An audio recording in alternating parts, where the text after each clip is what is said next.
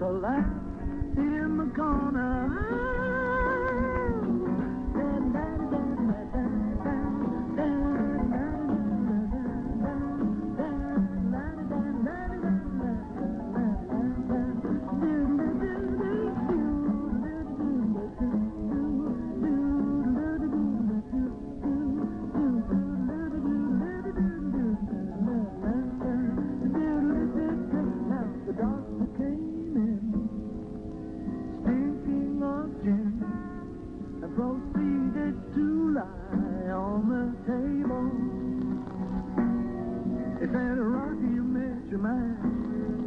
Rocky said, Doc, it's only a scratch, and I'll be better, Doc, as soon as I am able.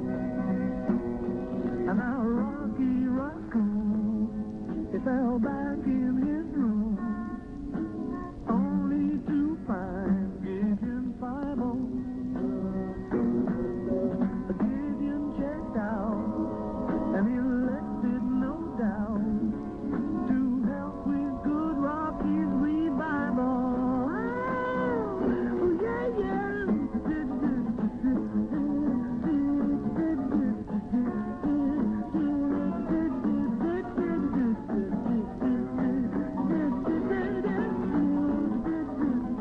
Come on, Rocky Boy. Come on, Rocky Boy. Sorry, Rocky. Her name was McGill. She called herself Lil, but everyone knew her as Nancy. Beatles on Sgt. Pepper's radio program. It will get heavier. I'm so tired. Blackbird, Piggies, and Rocky Raccoon. Rendezvous. An appointment or engagement made between two or more persons to meet at a fixed place and time.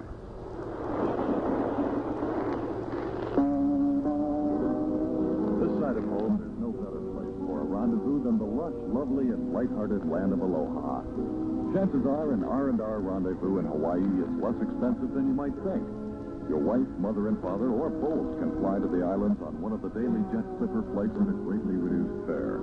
Once the gang's all gathered for the week of fun, start checking out all the discounts.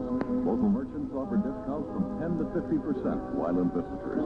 Get all the information on a rendezvous in Hawaii. See your R&R officer.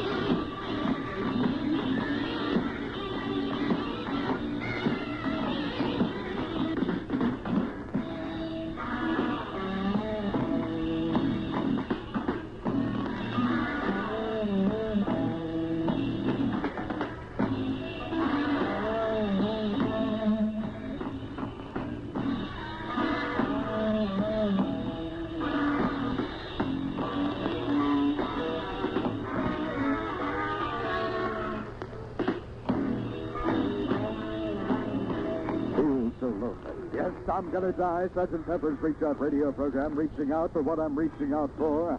You find out it's only the bottom all...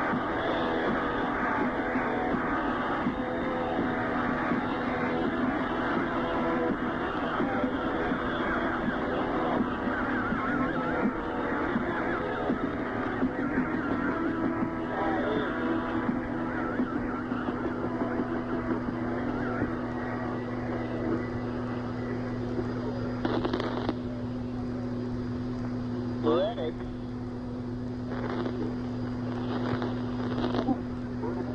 And you fell.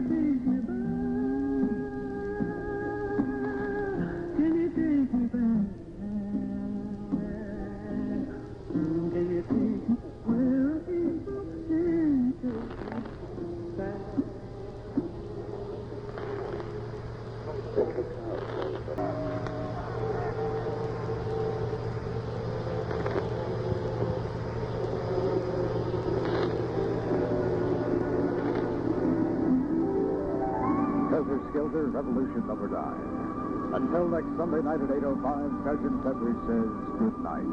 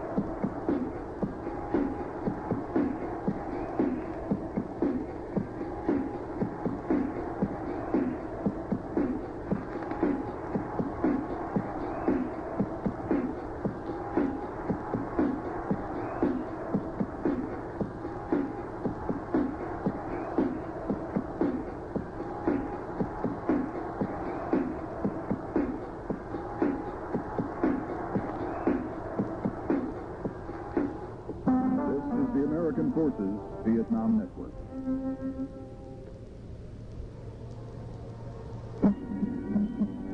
This is Channel 54, Saigon. There is no substitute for security. If you have access to classified material, keep it to yourself. Don't discuss your job in the club or around the barracks. You never know who Charlie is or when he may be listening, and that bit of inside information that you slip your buddy may just be the key that the bad guys have been looking for. Your life depends upon total security. Do your part. At the automatic tune, 2100.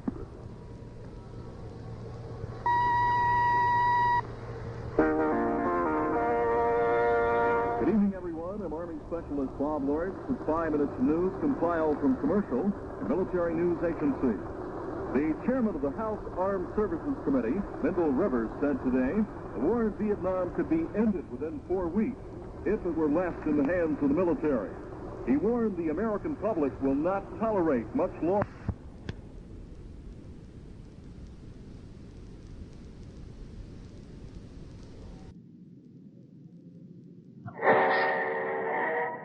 The small squadron moved swiftly through the early morning air. The mission on their calendar that freezing morning was one that could not be postponed. Now they were flying over the city that was their destination. Still, they had not been heard. The city itself lay quiet, completely unaware that anything unusual was afoot. Then suddenly, in one explosive moment, it awoke to find itself the center of attention throughout the world. For from above, the small squadron had dropped a package that was more potent than dynamite. This was something that all humanity could share. For the first time in recorded history, 5 of the great winged birds had made direct hits. And here's a flash of another streak of lightning, and this time it's in front of Mitzi Green, a passport to romance. And Mitzi, what's your answer? Can I say it was the birth of the Beyond Quintuplet? Well, you say the right thing, and you've won our first pick of the fast race.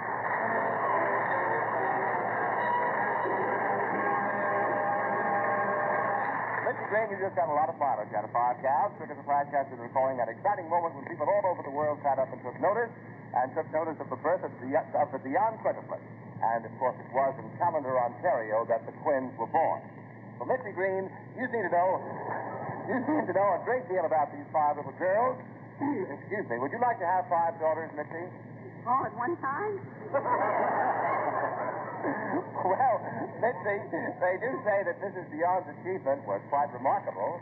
Well, I guess it's all depends on how you look at it, Ken. I know that when I was just a little kid in vaudeville, I thought nothing of doing 4 a day.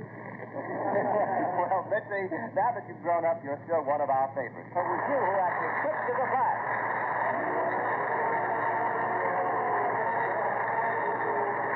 Well, ladies and gentlemen, I'm afraid that's all the races we'll have time for, but we've got more in store for you every Sunday afternoon at 5:30 Eastern Daylight Saving Time. Until then, this is Ken Roberts reminding you that it always pays to be quick as a flash. Probably the most remembered of all quiz programs was heard on Sunday evening. If you've ever heard the slogan, "You will be sorry," or "That's the $64 question," it originated on Take It or Leave It. When the program went on the air in 1943, no one knew that it would make radio history. But it became the first quiz show to enjoy the distinction of making the top 20 in the Hooper ratings. And the MC was the well-known performer, Phil Baker.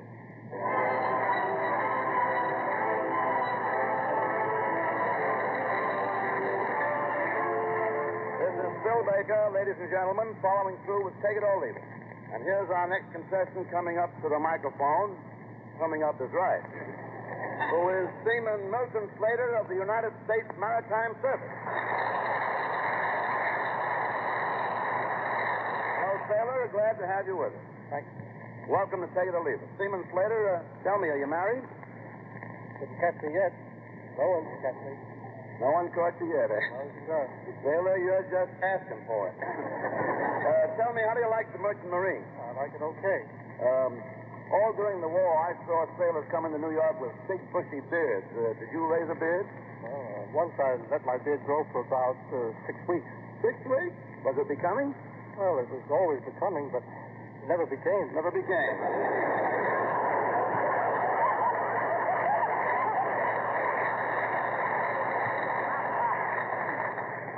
You mean there was nothing to make a fuss about, eh?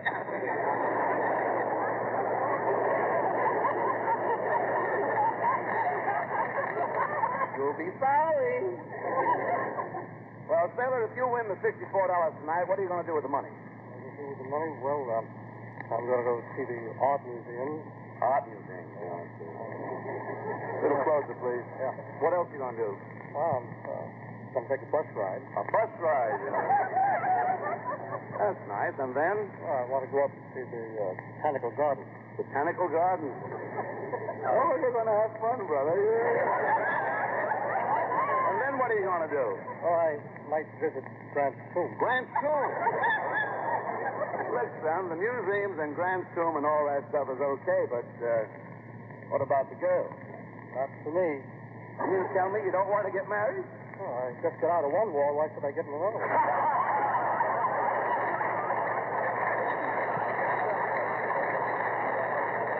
Okay, woman hater, what category are you selected to discuss with me? Number 13. Okay, we have it here. Number 13. Oh, maybe you better pick another one. Category you selected is about love. Well, that's okay. I'll try. But I thought you were the guy who didn't know anything about love. Well, I go to the movies. You mean you learn about love watching the movie stars on the screen? A little bit. But I learn more watching the couples in the balcony. Oh, you do. Okay, Sailor, let's get on with take it or leave it. All these questions are about love and lovers. Here we go for $1.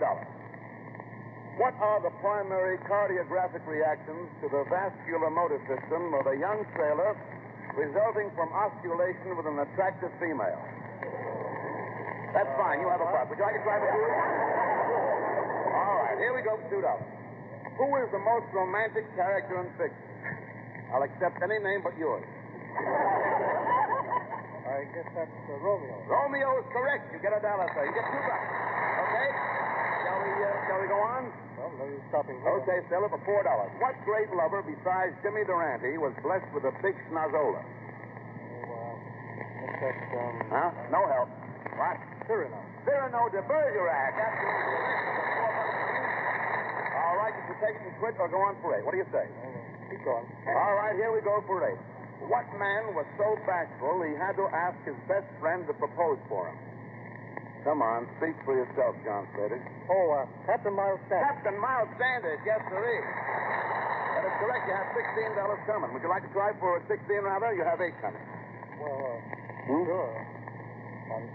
Okay, here we go. Came in with nothing, I go out with nothing. Came in with nothing, you go out with nothing? Okay, here we go for nothing. Here we go for $16. What king gave up his throne to marry the woman he loved? Oh, the Duke of Windsor. The Duke of Windsor, yes, there is. No help, please. All right, okay, Silly, you have $16 to spend at Grant's tomb. You're going to have a good time, bud. Shall we go on for 32?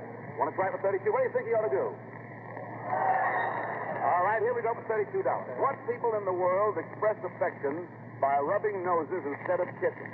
Well, I think that's the Eskimos. Who told you? I met one in Iceland. You met one in Iceland? All right, take the icicles off your nose and we'll try for $64. What do you say? Well, I've gone this far. I'll take a crack at it. Okay, for $64. And, Sailor, if you win the 64, I'll get you a blonde to go with it. Here we go. You've heard that lovebirds coo at each other. But what does the love call of a wolf sound like? You get $64.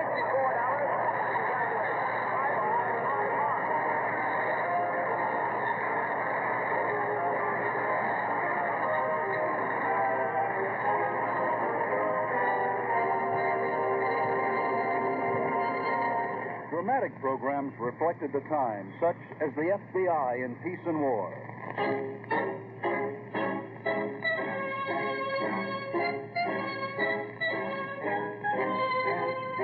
Another great story based on Frederick L. Collins' copyrighted book, The FBI in Peace and War. Drama, thrills, action. Tonight's story, The Traveling Man.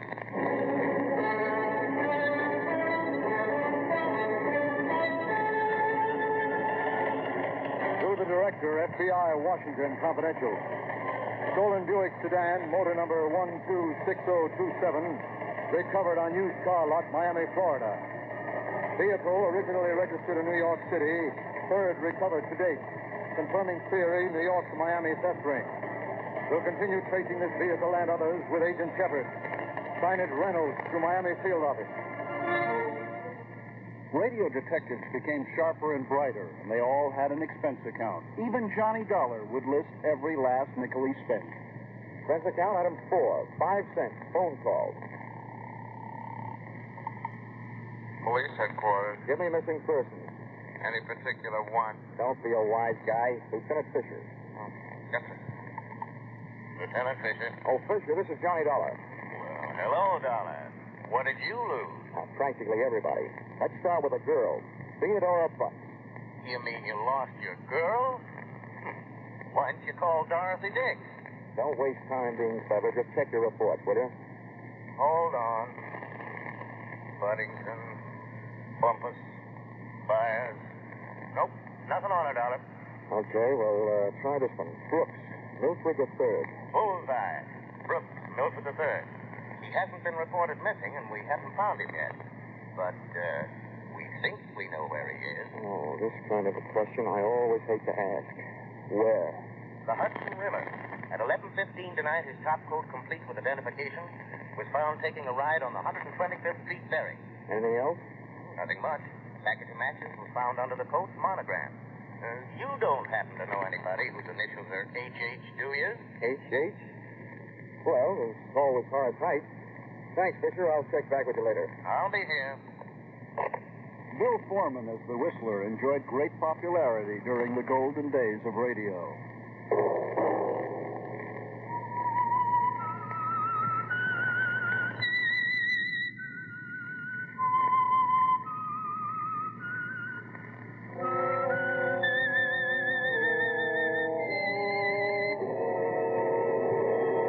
I am the Whistler, and I know many things, for I walk by night. I know many strange tales, hidden in the hearts of men and women who have stepped into the shadows. Yes, I know the nameless terrors of which they dare not speak.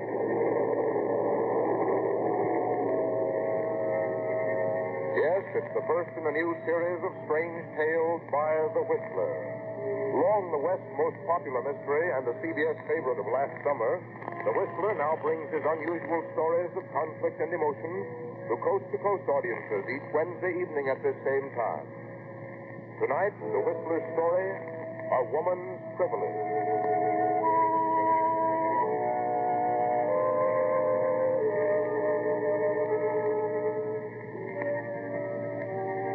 In the drawing room of a palatial home in Newport hang a pair of priceless oil paintings, one of an Italian nobleman, the other his wife. The surfaces are cracked, the frames old and wormy, but the colors are as fresh and brilliant as if they were painted yesterday. There's a strange connection between the paintings and a sordid, ugly scene in a New York police station not far from the East River. It was very late, and in the next room, a homicide lieutenant was grilling a suspect. The charge was murder. And one of my favorite programs was The Tracer of Lost Persons, Mr. Keene. It's time now for Mr. Keene, Tracer of Lost Persons.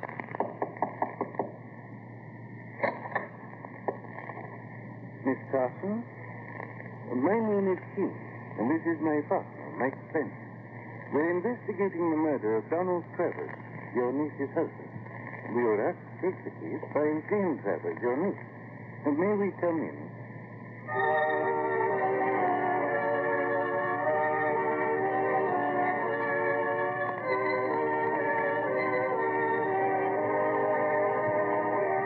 Presenting Mr. Keene, Tracer of Lost Persons, in our new Mr. Keene series, in which the kindly old investigator brings to us his most celebrated cases on Mondays through Fridays at this same time.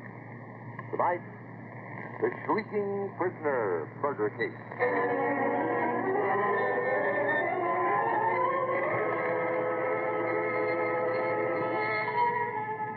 The scene opens at night in a large old-fashioned house in a lonely section of New York City. A young man has just entered the darkened interior. And as he moves across the room, he hears a sudden, blood-curdling shriek of frustration and anguish coming from another part of the house. The young man stands frozen for a moment. Then as he quickly moves to a door and opens it, a shot rings out.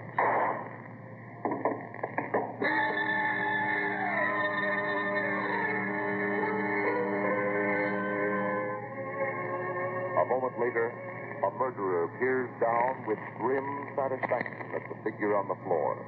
The lifeless body of a young man with a bullet through his heart.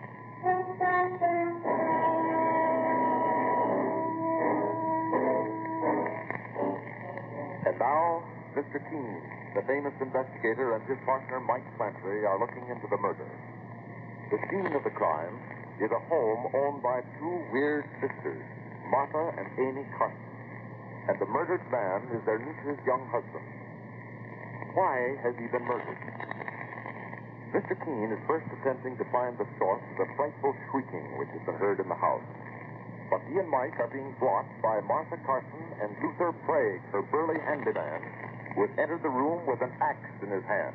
As Mr. Keene says, Martha Carson, I'm here with my partner, Mike Clancy, to investigate the murder of young Donald Travers. I suggest you tell your handyman to let us go upstairs. If you try to prevent it, you'll only put yourself further under suspicion for the murder that occurred in this house last night. Around 1955, Milt Larson and I had a radio program on which we did parodies of other shows. It didn't last long, and we both went on to other things. Milt opened the famous Magic Castle, a popular private club in Hollywood, and I spent a couple of years inventing the game Pass-Out. Actually, the inventing wasn't so difficult, but the research kept me dizzy for months. Anyway, on one of our programs, we did a spoof of the Mr. Keene program, and it went something like this. It's time now for Mr. Lost, tracer of keen persons.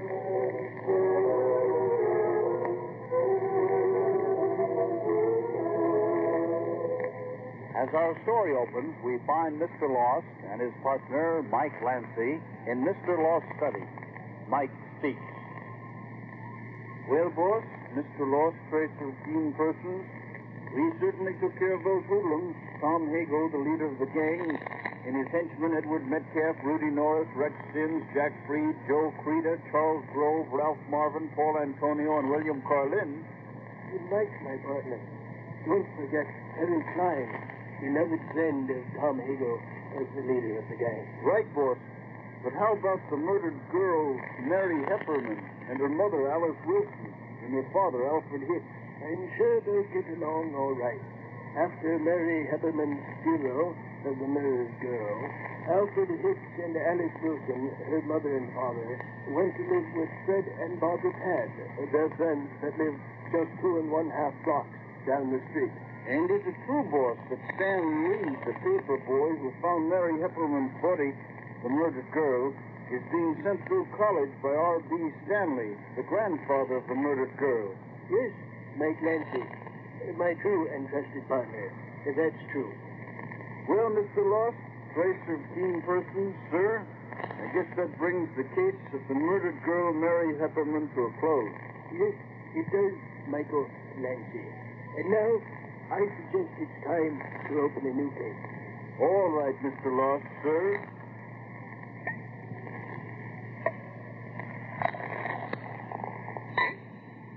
And so the kindly old investigator brings to a close another of his missing cases. Tune in next time for Mr. Lost, tracer of keen persons.